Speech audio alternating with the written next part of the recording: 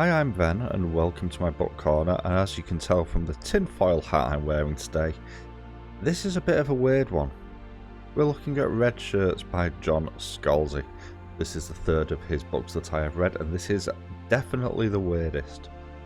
We'll touch on story and characters, we'll also go through a little bit of the world building such as it is, and we'll also look at positives, negatives, and a final breakdown of the book at the end. So let's just jump into this absurdity.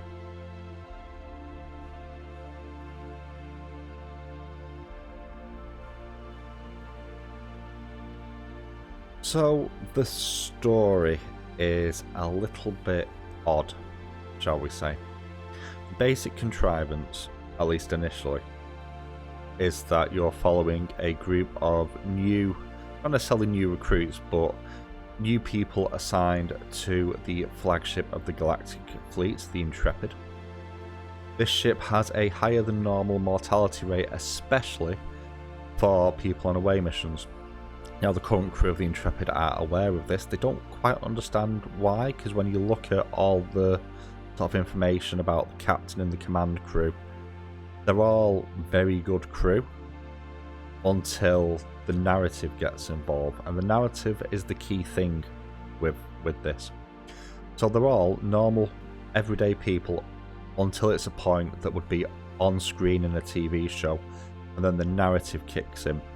So much like in Star Trek, there's kind of the meme of, oh no, we need to establish some stakes in the story, let's kill a red shirt, which is what the story, well, the book title seems to be based on. You have this thing where they have all the logical things to do in their head and they just go, screw it, and just do something stupid so they can die to establish the threat. And it doesn't make sense, or they'll do various things like, rather than communicate using the internal systems of the ship, they will walk the 15 decks to deliver the information that they could have just communicated in far less time, or they'll send people on away missions that don't make sense. The key person for that is the astrogator Anatoly Kerensky, who is sent on multiple away missions where he has no right to be. So collecting scientific samples or diplomatic missions. And the other thing that's noticed is that whenever the command staff are on these missions, something horrible always happens. Unfortunately, it's never, well, I say unfortunately, it's never the command staff that really suffer, with the exception of Kerensky. And it's actually been noted by some people that, for example, the chief engineer, when he's on a field missions, nearly everybody dies except him. He also has a tendency to have an inordinate amount of exploding consoles around him for a chief engineer. The chief science officer kind of knows something's going on but doesn't know what it is. The captain is reasonable and his actions are great until he's being controlled by the plot of the show. And Kerensky himself, on every away mission he goes on, nearly dies. Like everyone, but is miraculously recovered for the next thing. And it also touches on the sort of the MacGuffin concept that you get in a lot of sci-fi, where you have a really tight time constraint and it's impossible to solve, and they literally just have a white mystery box thing where they put data into, and it gives the answer just in time for them to take it up to the command staff to go, oh, you missed a double flip on the whatchamaboard, and they correct it and the day's saved. And it doesn't make sense, and it's not meant to. Like I say, it's written, or it's meant to be shown as a bad sci-fi show. Later on, they all travel into the past, but not their past, the past where the show is being written, to try and stop them all being just killed off willy-nilly. And you get some interesting humour in there, as they try and successfully manage to flip the script, so to speak. The key thing with this, I'll touch on this more in characters, is the epilogue, because there's 3 epilogues at the end, and they are perhaps the most interesting part of the book, although they make it even more confusing in some regards. But yeah, this is a bonkers story, to put it mildly.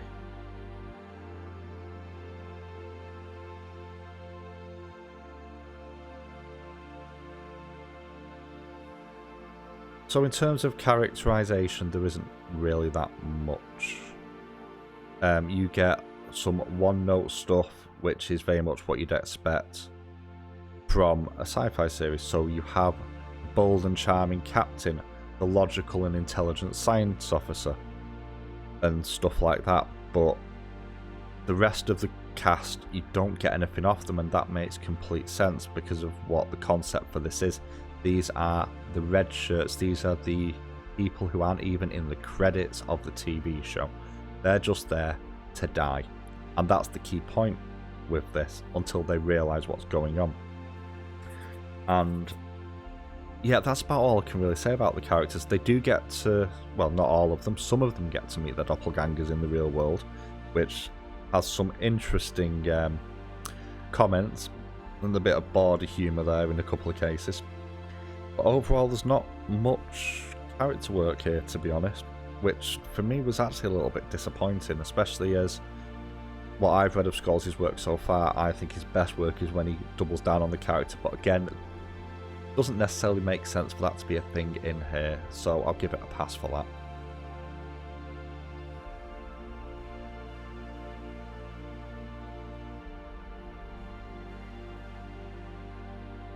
The world building is another weird one, and it's world building with deliberate gaps in it. So as already mentioned, the magical MacGuffin that gives you the answers just in time is an example of this. No one knows what it is, no one knows where it came from, it looks out of place, you just put the stuff in, spit the stuff out, nobody knows where it came from, the command staff don't even know it exists. And it's like that all the way through, and again, it makes sense because everyone kind of subconsciously knows that something's not quite right. So the existing crew of the Intrepid have created little superstitions and little routines, and in some cases illegal tracking apps, so that they know where the command staff are, so they can avoid going on the deadly away missions. And from that point of view, the world building is really, really good. You have some little key things about the ship in terms of what would be called Jeffrey's tubes in Star Trek and stuff like that. There's various little bits touching on alien monsters, but again, they don't make sense and they're not supposed to. An ice shark. What's an ice shark? You've got a sandworm, which is just a rip-off from Doom, and various things from that, and it's even acknowledged in the story that some of these monsters are directly ripped from other sci-fi by the authors of the show, which has been written about in the book. And it's odd. Only way I can describe it. It's an odd cookie, this one.